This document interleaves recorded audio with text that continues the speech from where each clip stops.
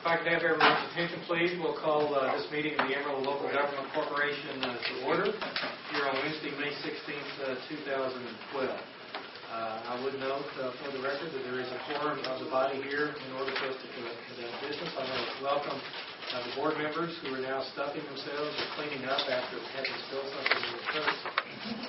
Thank you, gentlemen, for being here and your continuing involvement and dedicated work to the corporation. Also would like to thank our visitors that are here today. We welcome you and appreciate your attendance here today as well. The first item of business for the body is the consideration of the approval of the minutes from our previous meeting on March 21st, 2012. Board members, you will provide electronically copies of those minutes in your packet late last week. If there are no additions, corrections, or deletions to those minutes, I would entertain a motion that they be approved. So moved. Second. Been moved and seconded. Any discussion? Hearing none, those in favor of the approval of the minutes as prepared for the March 21st, 2012 meeting indicate so by saying aye. Aye. Those opposed? Motion carries and the minutes stand approved.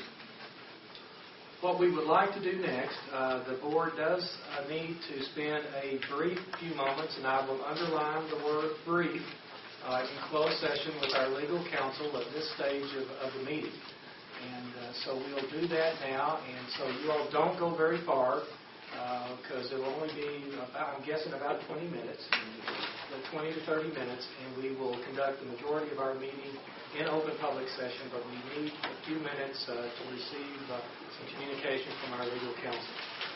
So bear with us as we work through that portion of the meeting, and then we'll call you back in and move on through the agenda today.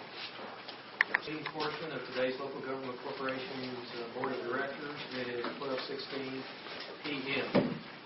We will now move to item number 3 on the agenda, which is a presentation and discussion of the proposed downtown convention center hotel and parking garage lease and development agreement as has been negotiated by the Local Government Corporation's Document Committee and Wallace Bajali Development Partners.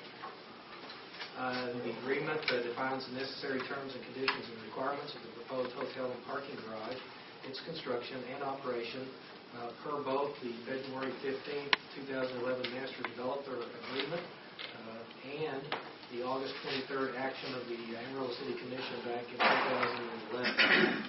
What I would like to do in order for this discussion to begin would be to ask our committee's in-house attorney, Richard Brown, who very ably participated in the work of the Document Development Committee in the work over the last several months in working through this document, to walk both the board and the public, all of us, through the major high points of the document, along with Mr. Norris's help, and then we'll have questions and answers from the board and also from the public.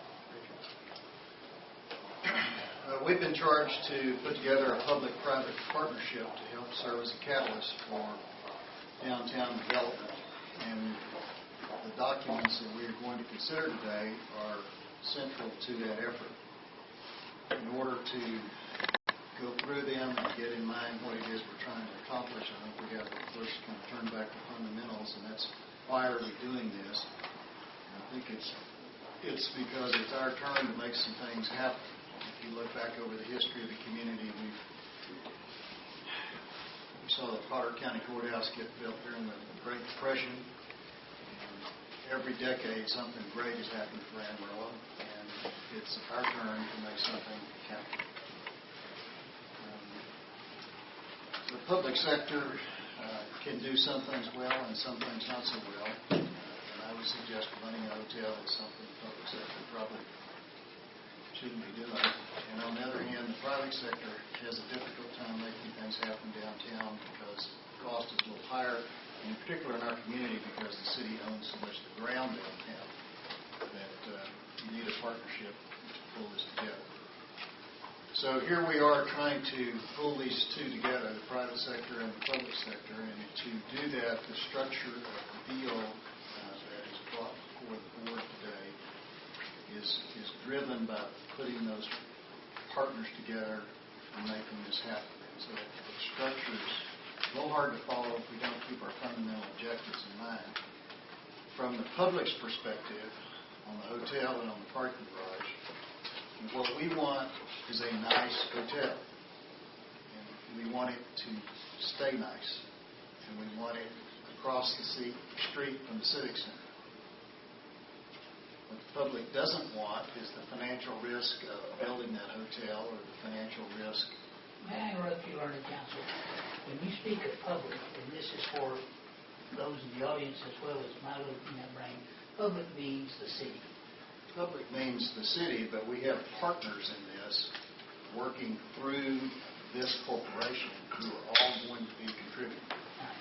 So I'm using public in a little broader context to say, what does the non-private sector want out of this? And so as we want a nice hotel, we want it to stay nice, and we don't want the financial risk of building the thing or operating the thing, and we don't want the hassle of operating. And Wallace Pajali is agreeing to give us what we want. And that's the crux of what we want. And then on the other hand, we have to look at Wallace Pajali and satisfy what it is they want out of the deal. And what they want is they want the land on which to build the hotel. And we have a joint interest here because we want that hotel to be right across the street from the city. So Wallace Pajali wants some land. Wallace Pajali wants some help on the streetscape cost. They want some help on reduction of their own taxes from their own hotel. And they want us to undertake some additional catalysts for growth. We will push ahead and try to get the MPEP done and continue to promote downtown. So how are we going to get to them what they want? The LGC, this corporation, has a funnel for the City of Amarillo, for the Tiers, Center City of Amarillo, Downtown Amarillo, Inc., the cooperation of our local utilities, with TxDOT, with the ADC work on the MPEP site, are all coming together to give Wallace Pajali what they want. And that's the essence of our deal. So we have documentation then to make that happen, which turns out to be fairly complex because we have all these multiple parties, we have multiple funding sources for multiple projects. And it actually turns out to be fairly simple for us because the LGC is mostly just contracting with our master developer, Wallace Pajali. Wallace Pajali is going to have to turn around and contract with a whole host of others to build this thing, design this thing, operate this thing. We mostly just interface with Wallace Pajali.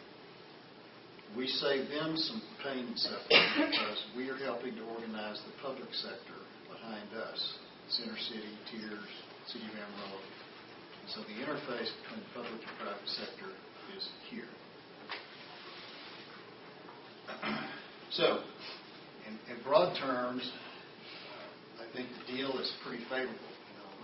When Kennedy said in 1962, let's put a man on the moon by the end of the decade, if he could have made the deal that all he had to provide was the land at Cape Canaveral and the land for NASA, and somebody else would come up with the people that knew how to do it, and they would build a facility, and they'd fire off the rocket, put the man on the moon, I think we would have taken that deal.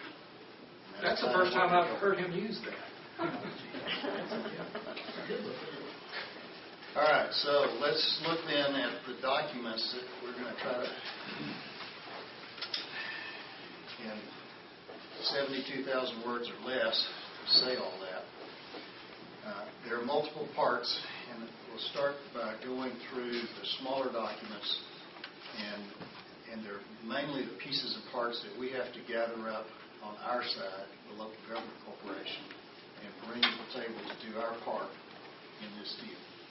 The first one is the prime lease or the ground lease, the spot on the ground where everything's going to go. There will be a document between this corporation, LGC, and the City of Amarillo, which will get the land across to the LGC so that we in turn can lease the same land to Wallace Pajali. This lease, the city will effectively be providing us with a green field. Here it is. It's ready for somebody to build something on it. And then we'll be turning around and leasing that to Wallace Pajali. The lease is for a very long term. It's for 80 years because this hotel is going to last a long time. And to incentivize Wallace Pajali to build a rocket ship and go to the moon, they've got to have plenty of time to make it work for them economically.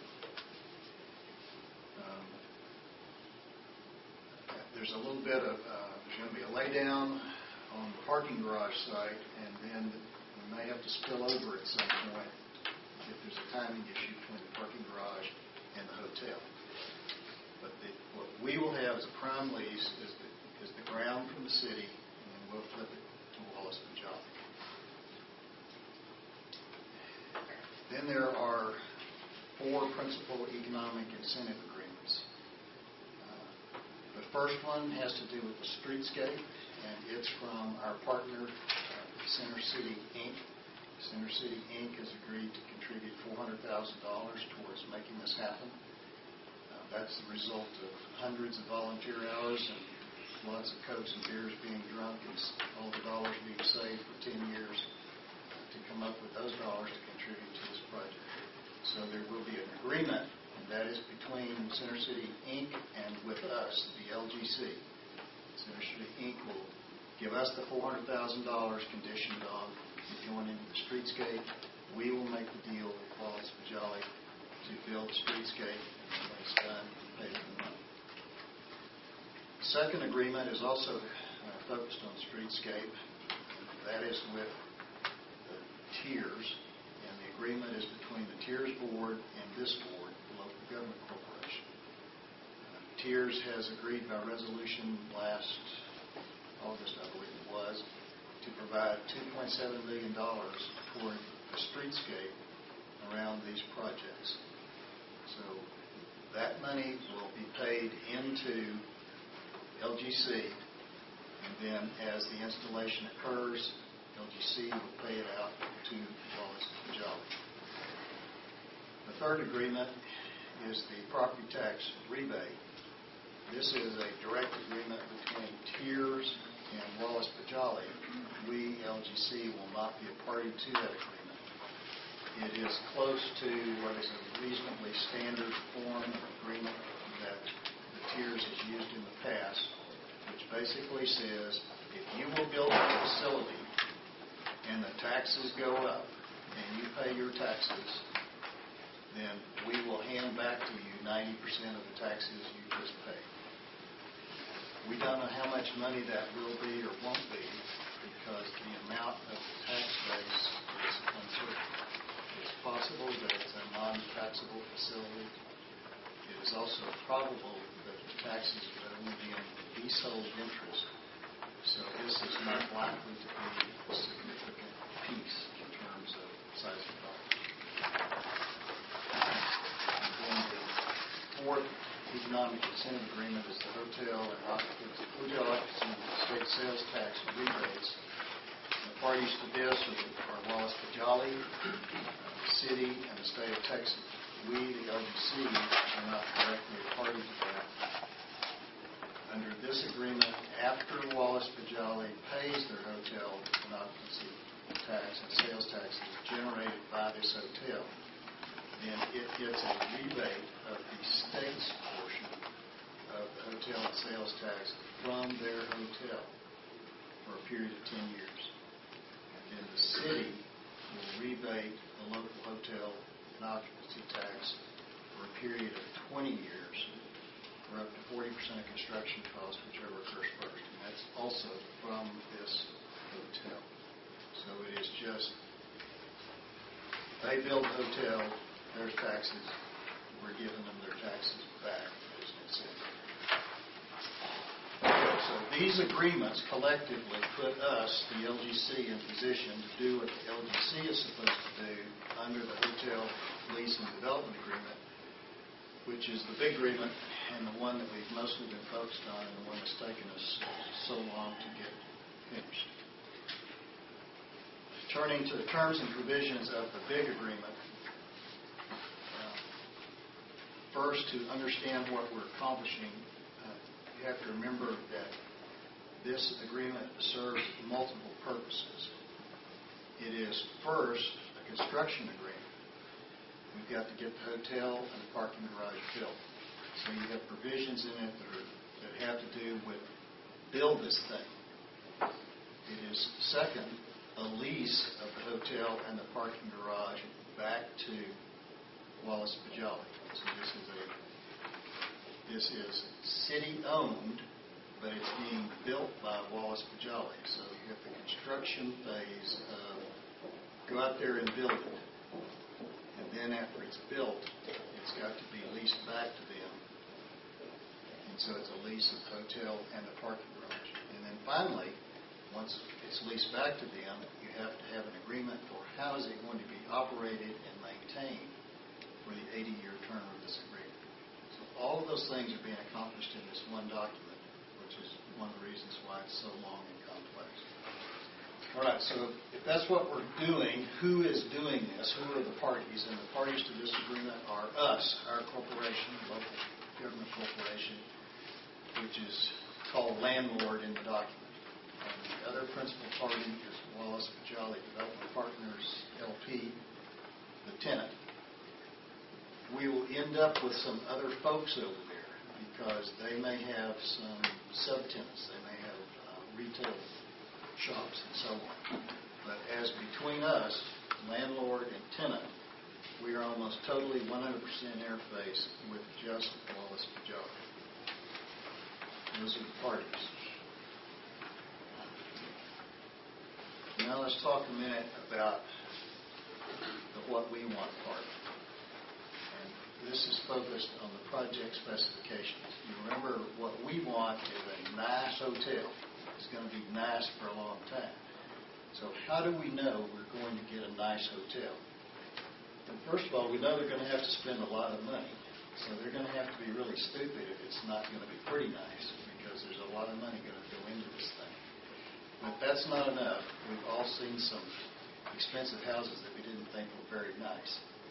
So we have spent a lot of time searching for appropriate standards on which we would all agree it is a nice hotel. And so from our perspective, this is one of the more important parts of the agreement, which is to define what it is we're getting.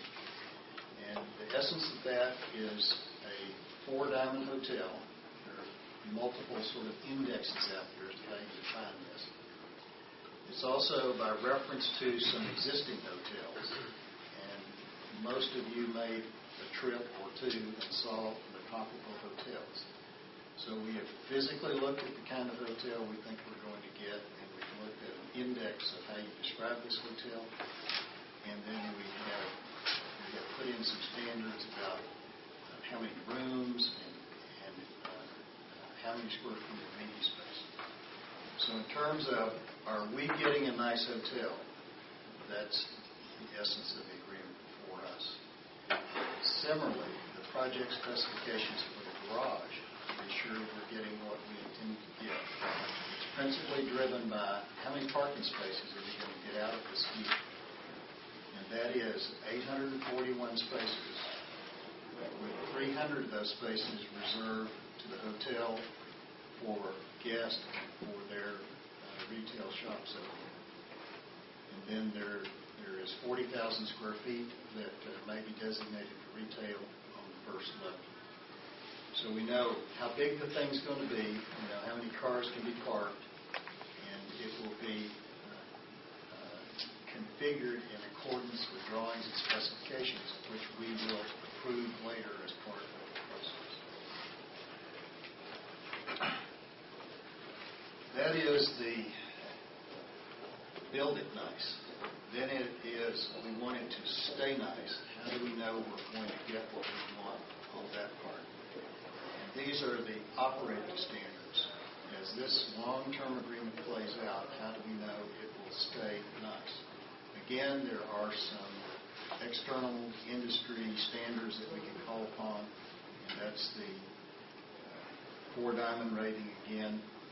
And then we have some other language in the agreement that ties it back to the comparable hotels you've seen and requires them to go forward on the same basis. The only place it gets a little dicey or a little difficult for us is, what if 60 years from now, nice means something different from what nice means today? We can't make them go back and rebuild the hotel. It's going to be built in the next couple of years. And then it is what it is. So 60 years from now, I don't know, you need a heliport over on the pool deck. We cannot require them to build a heliport 60 years from now. But other than sort of structurally rebuild the hotel, we can keep them to this standard throughout the long term of this lease. So that means they have to buy new mattresses every now and then? Yes. We got them on that. Okay. Let's shift our thought a little bit now to what it is Wallace Pajali wants and what is in this agreement to give to them. Recall it is the land, the property. So what's in the document that you have reviewed are Block 5883, the land we all know what we're talking about across the street. And I think the only part that's still open is exactly how 6th Street will be configured running through that property, but the rest of it we've resolved where the land is and what part they are taking for the project. I think next thing that Wallace Pajali wants out of this is a term. If they're going to spend $70 million building a hotel, they want a chance to get their money back. They want a chance to be able to sell it to the next guy. He wants a chance to get his money back and to sell it to the next guy, and so on. And so keep in mind, we're not paying to build this hotel. So it's okay with us for them to make money. We'll be very happy for them if they make money. But they need a term to do it, and that's why it's built in that there's an 80-year term on this deal.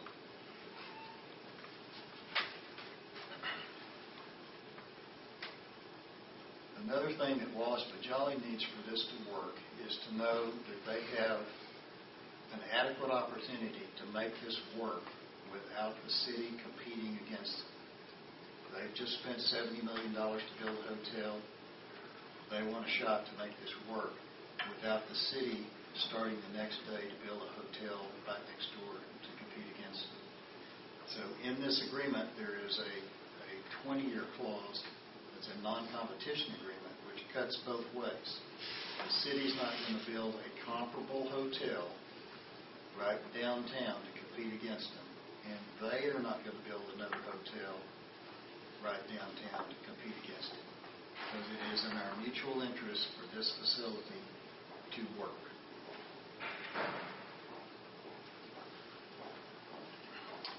Those are the broad deal points that are in the document before you.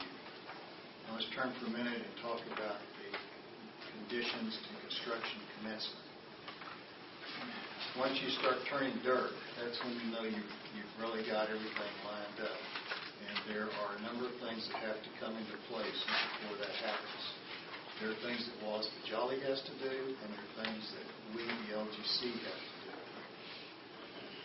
Wallace Pajali has to come and get approval of the budget, approval of the project schematic, approval of their financing commitments, approval of the draw schedule, approval of the construction contract, design contract, and other agreements. So this whole cast of contracts that has to come into place, the LGC has its moment to look at those and say, yes, this is consistent with our deal. Let's go forward. And then on the LGC side, what is it we have to do in order to pull the trigger, and it is now time to commence construction?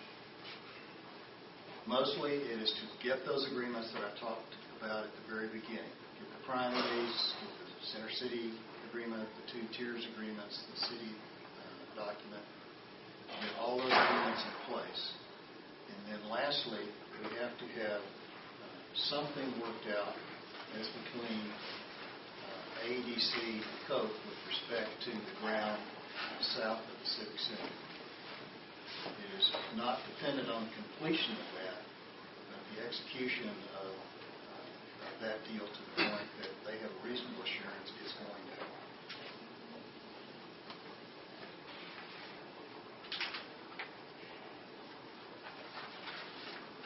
Now, there are a couple of others that are important. Wallace Pajali has to have closed the construction financing. The big question, do they have the money? Yeah, you have to have the money before we commence. Wallace Pajali has to escrow its equity contribution. Recall there is an equity component where they're coming with their dollars, and they will escrow that with their lender. So the money's there before we start. And then on our side, the city financing has to be in place with a parking garage.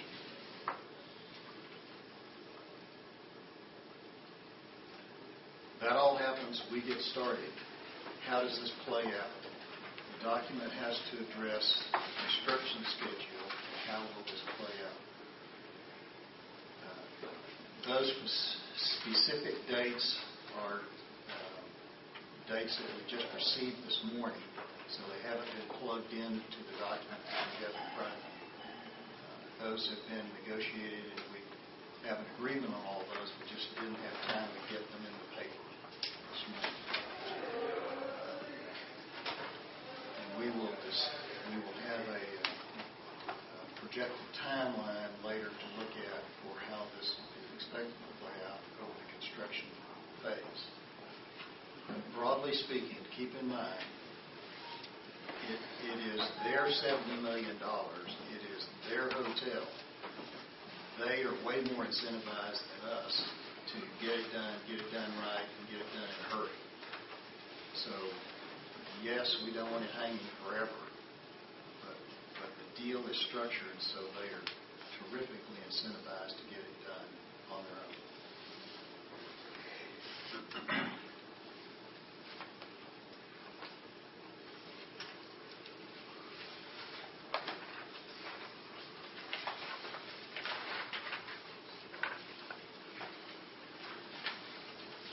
So now let's say we've got the thing done. It's built. So now we're in the operational phase. What's in this agreement that is particularly relevant? First, let's talk for a moment about rent. And you have to remember that for us, this is almost like a free hotel. They spent the $70 million to do it. So we're not in this for rent from our side. We're in this to get a hotel built on that spot right over there. So there will be some rent, and there will be an initial $2.24 million coming out of their equity money that is effectively going across the street into the parking garage and the MPIP part of this deal that's going to be the follow-on. There is also another component, which is $360,000 a year for the original life of the revenue debt. It's estimated to be about 23 years. And this concept is basically tied to the operator, master developer, has 300 slots in that parking garage that are dedicated to them. So we want them to help pay for that garage. And so that's the $360,000 coming across to pay. So why doesn't that go on forever? For the 80 years? Because if you think about it, logically at some point those parking slots are paid for. And this number is intended to roughly reflect, yes, you bought and paid for your 300 slots. And that's when the money stops and the 360 no longer comes across to us. remember that built into this deal is that Wallace Bajali has to operate and maintain the facilities. So they're the ones that are going to have to take care of that parking garage. They're the ones that are going to have to keep it up.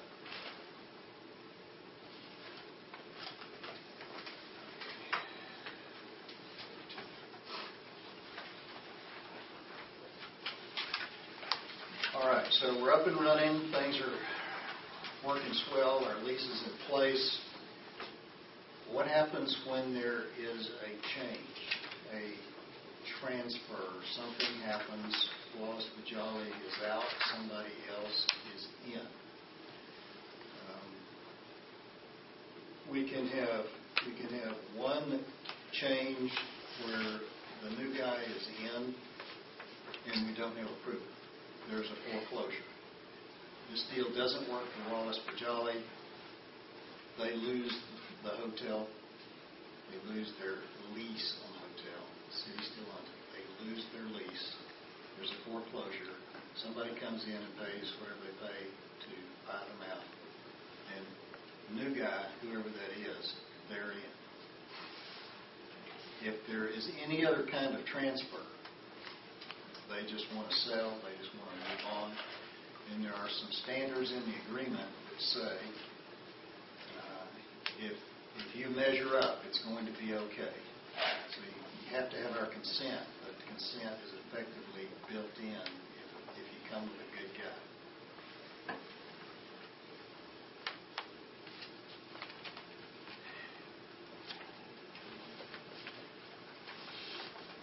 What happens if this goes bad? What are the default provisions? Well, what we built in here is that Wallace Bajali and Wallace Bajali, on behalf of its tenants, has to maintain these facilities up to those operating standards and perform in accordance with the agreement. So it is their hotel. They're running it. They are automatically incentivized to make it work. If they are too dumb or too incompetent to make it work, it could get so bad that we want to do something about it. It's hard to imagine that happening because they're the ones with all the money at stake. But if it happens, then there are options for us to go forward with exercising remedies to force them to measure up to what they're required to do under the agreement. All the way up to and including termination. But that should never happen. They have a huge asset here, and they're going to want to fix whatever it is that needs fixing. Okay. There are a number of other miscellaneous provisions which I don't think we have to go over and talk about today.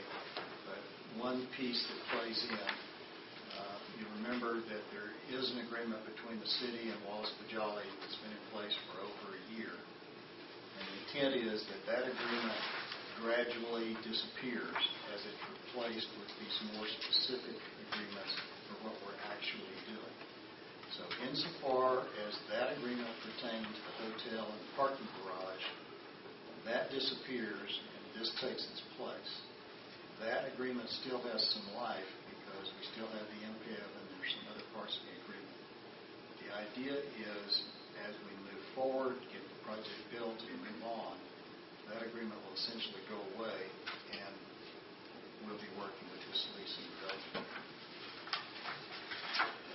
That's an overview of the 72,000 words that are in there. He's not making that up. There are 72,000 words. I'm not making that up. I have a motion to put before the board at the urging of the Document Review Committee. I would move that we authorize the board president to execute the lease and development agreement for hotel and parking garage upon the document committee confirming that the final changes received this morning are consistent with the negotiations previously concluded. Second. Okay, we've had a motion and a second. Now it's the time for discussion. Questions, discussion from, let's begin with the board and board members. Comments or questions? We might note that any action on this item will be under number 4 on the agenda. That's true. That's true.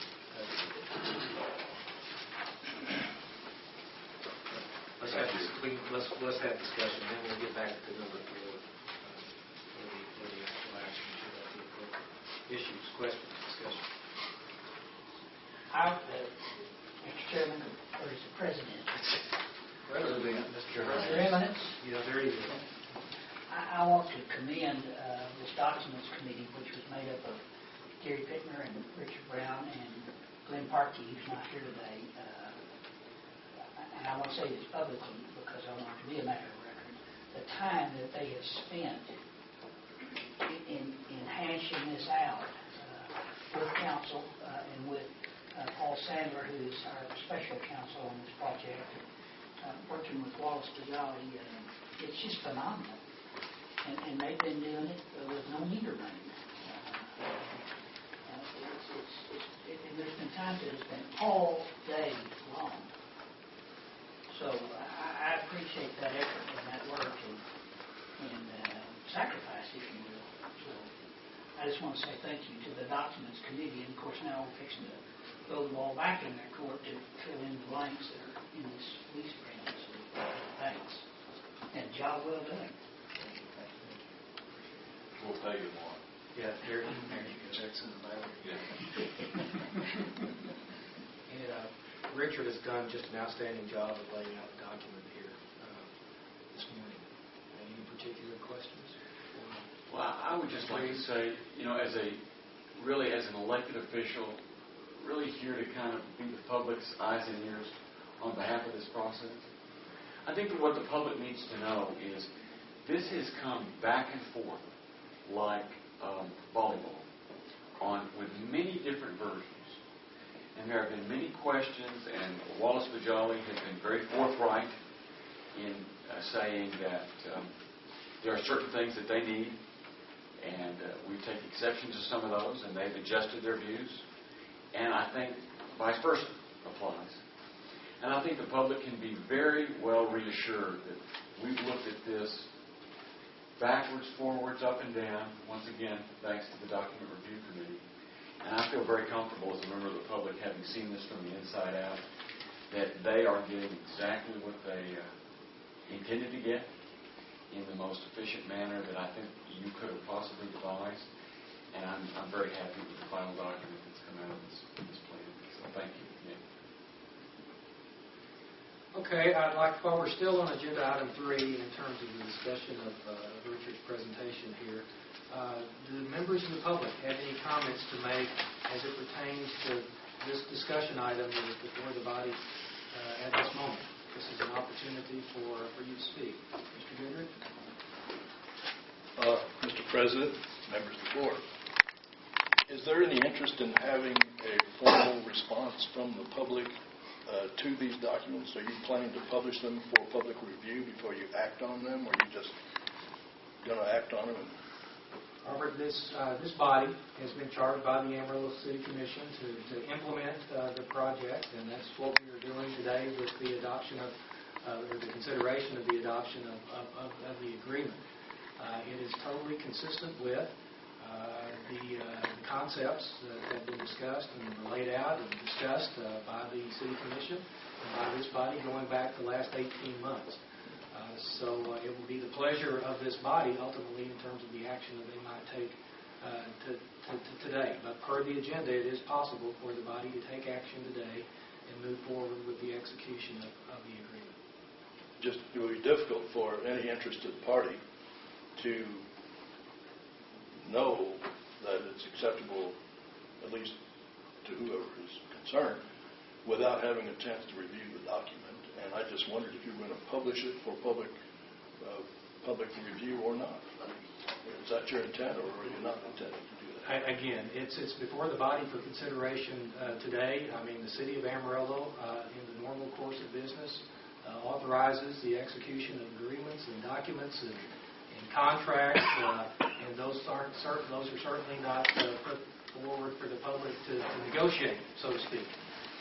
This body takes its responsibility, Robert, very seriously, and we have spent a great deal of time and I think the group is inclined to move forward with the agreement based upon their knowledge and understanding of what's contained and its consistency, and also the recommendation as it relates to the consistency of this document that we have received from our legal counsel looking at that very question. Is this document that we're looking at today consistent with the previous actions under the Master Development Agreement and previous actions of the City Commission? And the answer from the attorney is yes. Well, the reason I ask is always the possibility that some member of the public who's really interested might offer an alternative plan that would be less expensive and less complicated that this board might want to consider. And if you were to issue that kind of an invitation, indicate that that would be welcome, you might be surprised at what you might receive. So, for what it's worth. Thanks, Ron. Other comments? Let me ask one question, because the thing I like about this is, we are approving something today, but there are many checkpoints that come along the way for us to make sure that we're all on the same page. And particularly, I know that as we come to a precursor to starting construction, there are checkpoints on the financial part and that kind of thing. When the facilities are up and running, is there a formal process or informal process to, let's say for some reason something goes from a 4-star to a 3-star or something like that. What triggers that once the facility is up? Obviously we're going to have some approvals here leading up to the construction, but kind of what's going to trigger that when the building is up and running? There are inspection rights, but there is not built into it a specific, we're going to come check you once every 6 months or once a year or something like that. So it is an operating standard to which they are supposed to adhere, and we have the right to inspect on reasonable notice at any time they want. And it would be the LGC that would be responsible for doing that. How is it really going to happen? We're going to start hearing from the public, that hotel's run down, do something. And then that's what's going to trigger us to go over there and see what's up and talk to Wallace Bajali and say, what about this? Go ahead. If I could add just a little bit, exactly as Mr. Brown has said, a few of the other points that are in there. The operator of the hotel must not only have whatever the particular standard is, the 4 Diamond in this case, they must certify to that, and they must maintain the certification throughout the 80 years. And in my limited knowledge of how the hotel franchising business works, should they not maintain that, you will have a franchisor issue, what we've been calling the flag of the hotel. So we certainly have all of those inspection rights, the audit rights, etc., but there is a positive burden on the operator that must be continually maintained. So. And if they fail to honor that, then that's an after default agreement, and Mr. Brown would give the default provisions. So it is enforceable as the years go on. The inspection, they're going to be sweating as their flag. And so it's not us, but people who know way better than us what a good hotel ought to look like that's going to be over there grading their paper on a regular basis. You mentioned an antitrust agreement between Wallace Bajali and this project. What is in place that would there be an antitrust agreement, a non-compete agreement from other sources? What's to prevent another hotel from coming into downtown and competing, and have the antitrust, implications of that been reviewed? Nothing. We cannot stop someone else from doing whatever they want to. It's America. I think that only has to do with city land. City funds. So if somebody wants to come in and put a 5-star hotel right next to them and they can buy that land privately, they can do that.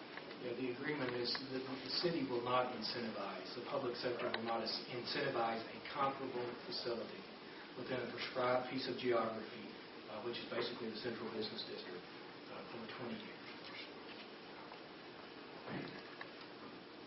Yeah, Father? May I ask for a clarification of what that means? If as a property owner, hotel developer myself, if I come to the city or the Tiers Board and I ask for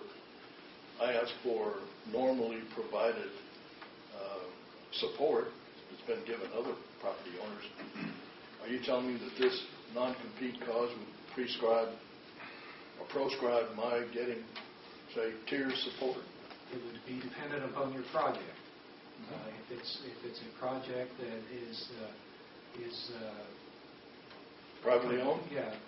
What? It's privately owned. No. If it's a project that is comparable, then the city would not be able to participate in incentivizing the project. If it's a project that's not comparable, then certainly it would be up to the decision-making bodies that were controlling those particular incentive tools as to their participation. If your hotel is redone as condominiums and is not a hotel, it's obviously not a comparable hotel. And so then Sure. It doesn't matter. The non-compete doesn't apply. Well, if it was a smaller hotel with condominiums attached, do you suppose that's going to be interpreted by? What we're discussing building here is a convention hotel. Yep. With 21,000 square feet of configurable meeting room, ballroom space. So it would be something that would be comparable to such. What is the definition of comparability would be a matter to be discussed at that time. Okay. Well, I'm not interested in building a convention center hotel. That's not my intent. My intent is to improve downtown Amarillo with a rehabilitated, renovated property that will serve our community well, and I'm certainly working hard on that. But I also anticipate we would have good city support since it's revitalizing a good portion of downtown. Thank you. Other comments? Okay, any additional questions before we actually move to, I think we'll get back on track here in terms of the agenda. Item number 4 on the agenda would be the consideration of the approval of the Downtown Convention Center lease agreement, parking hotel and parking garage lease and development agreement. We have a motion on the floor that Richard, do you want to repeat that at this point? Move to authorize the board president to execute the lease and development agreement for hotel and parking garage upon the document committee confirming that the final changes received this morning are consistent with the negotiations previously concluded. Mr. Boyd, you seconded that. Second. Any discussion regarding the agenda or the motion that is before us? Question. Hearing none. Those in favor of the motion indicate so by saying aye. Aye. Those opposed? Thank you. The motion carries. The next item on our agenda is item 5, an update on downtown redevelopment projects, and we're pleased to have David Wallace and Joe Esch here with us this afternoon to update us in particular about the items that we have just spent a lot of time discussing and any other issues regarding your work in our partnership. Mr. President, thank you very much. Richard, I want to thank you for taking a half hour or so to go through the document. Obviously, it took countless hours to actually negotiate the document. I am a little worried as I was listening to you talking about putting the man on the moon. I had no idea we were going to put a launch pad on top of this parking garage. And we'll have to go back and get the HKS and see if we can go on top of the hotel. Okay. See what we can do. Actually, just the B-22. That's all. Fair enough. I personally would like to echo what Commissioner Sims said as well about the document committee, because the three of you, in addition to the city staff, in addition to outside counsel, have put countless hours in connection with this. And at the end of the day, we have a document that I think there was give and take on behalf of everybody, and we have a document that I think all of us feel comfortable with. The dedication that all of you guys put into this thing, literally meeting on a weekly basis, is beyond words. And I personally would like to thank you. And on behalf of the citizens of Amarillo, I think what has been negotiated is a tremendous economic development project which we've continued to talk about for a number of months now. Today, with this approval of this document, and then obviously a series of other documents, this is a very complex transaction. I think everybody understands that, which is the reason it took 45 minutes or so for you to go through that. Obviously, I think it moves this project one step closer to reality. We talked about the public-private partnership, and I think the benefits of a public-private partnership for both parties need to outweigh whatever investment has gone into the partnership.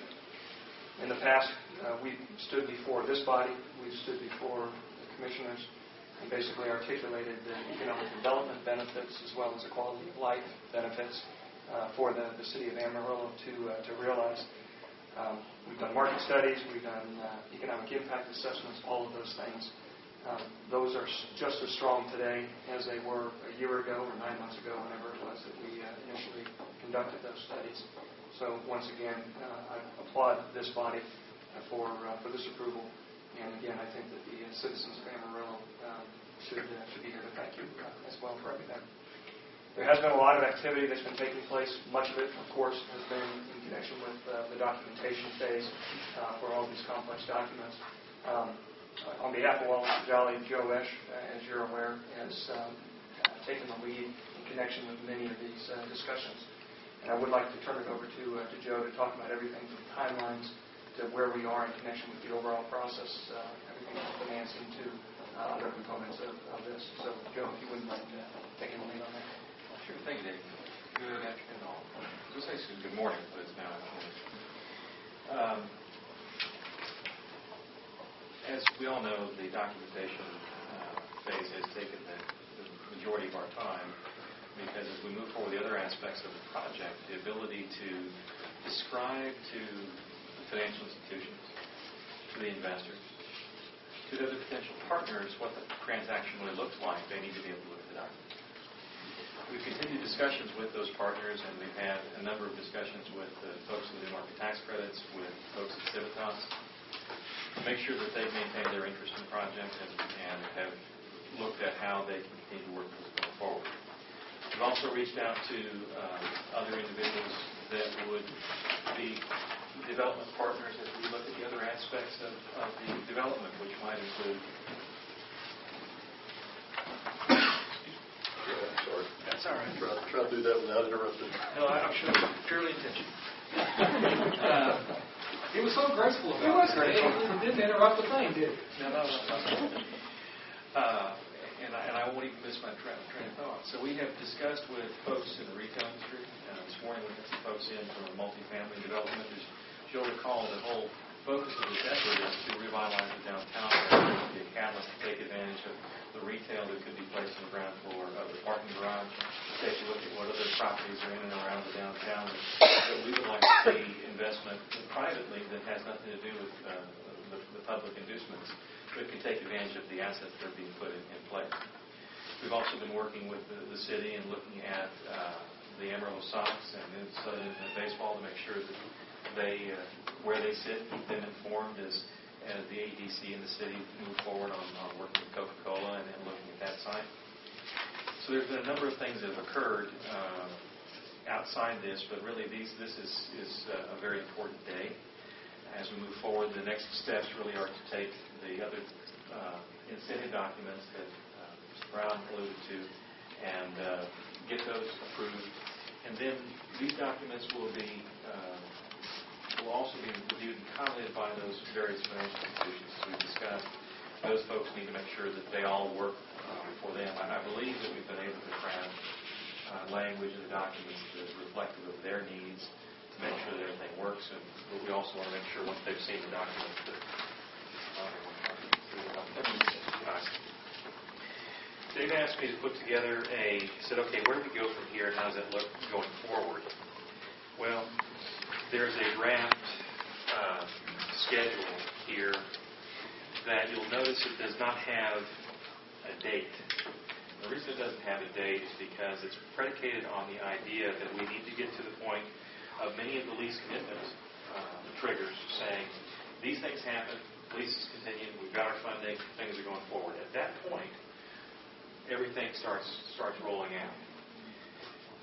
Before you focus on it and say, my goodness, take a look at the length of time that is involved there. I thought we were looking at something shorter. I will tell you that the schedule has a lot of room for improvement and compaction.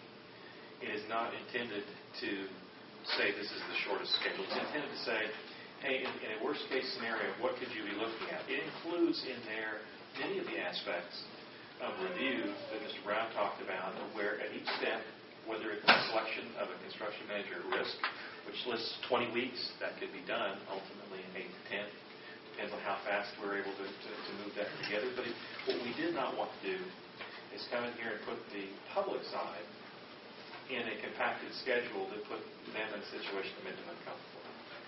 So as we move forward with this, it gives plenty of time for review and also starts that review prior to the conclusion of a different phase. So there's input being received from the public prior to the completion of each one of the phases.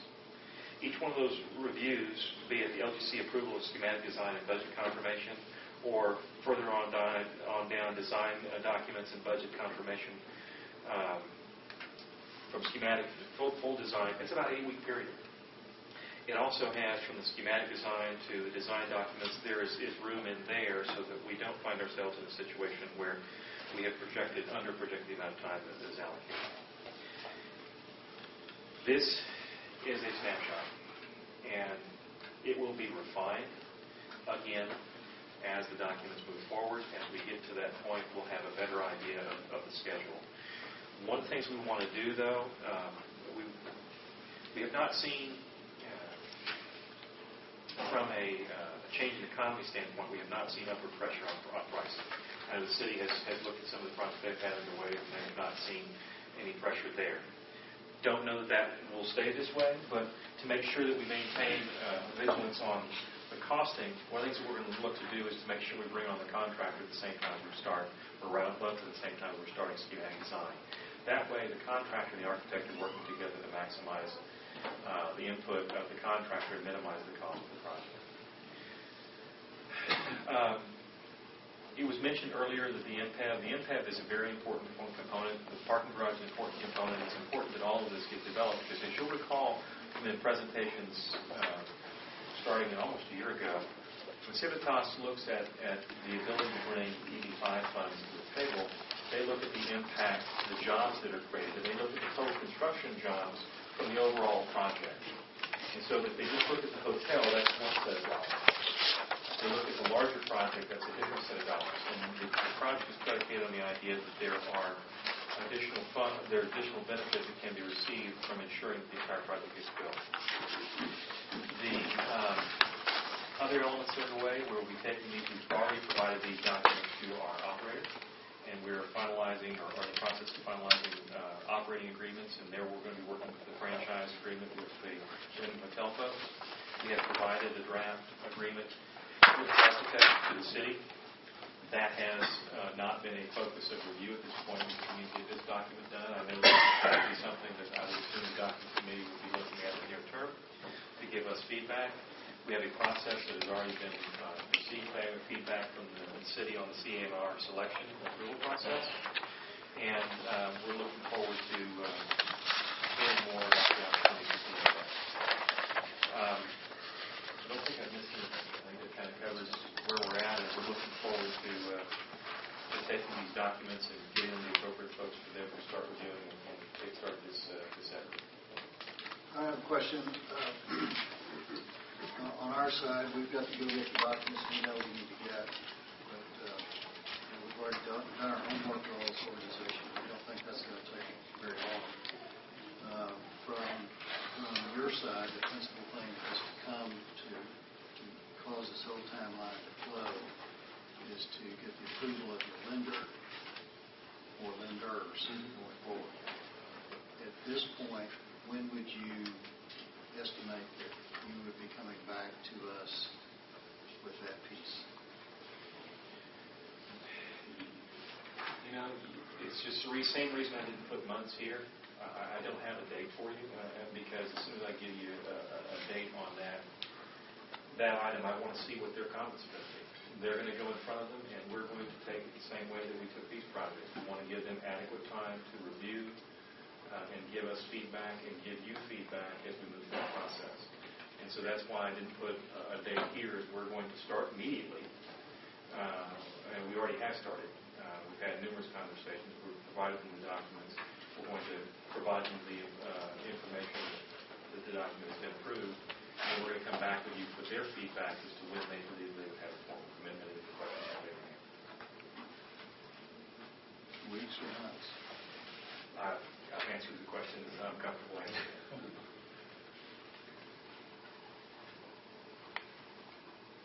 Other questions? David, Joe, thank you guys for your work to this point, and we look forward to continuing down the path successfully over the next months and years. Thank you.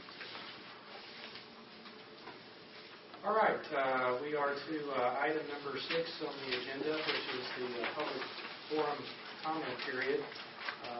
So we will open that. If there are any comments from citizens on matters directly pertaining to the programs and the activities of the local government corporation outside of those that we have already discussed here today. Would like to ask, would this body be interested in receiving a proposal that might be a refinement of that which you're considering doing through the contracts that you have reviewed today? Well, Mr. Richards, I think the body has taken action on the agreements that are before us today. Sure. You're certainly welcome, I'm sure, as a owner of a piece of property in downtown Amarillo, to pursue whatever avenues you think might be appropriate. Keep in mind that the local government corporation is not a tool or a vehicle with incentive arrangements to offer for it. Understood. That's not within our bailiwick. So I would encourage you to do what you think is in the best interest of you as a property owner in terms of pursuing any and all opportunities that might be available. Well, I'd like to share what the plan I'm thinking of with Wallace Bajoli. It certainly might bless their effort, and that might come back to you as a blessing to the city also. So sure, they would visit with you, I'm sure. I'm sure they will. Thank you. Any other comments? All right. No need for a closed session at this point. All right. We've already taken care of what business needed to be attended to there. Item number 8 is just simply an announcement of our next regularly scheduled meeting date. Our next regular meeting of the LGC Board will be June 6, 2012, at our regular time here in our regular location. Any additional items to come before the body? Hearing none, we will consider this meeting adjourned.